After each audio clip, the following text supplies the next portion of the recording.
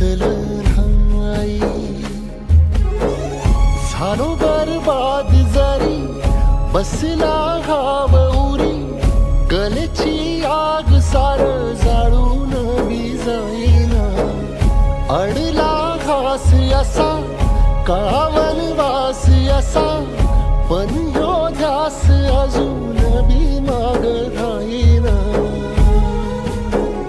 फिरला त्यो वासा घर, फिरलं नाही गड्या पाऊल, थकलं नाही गड्या पाऊल, थकलं नाही.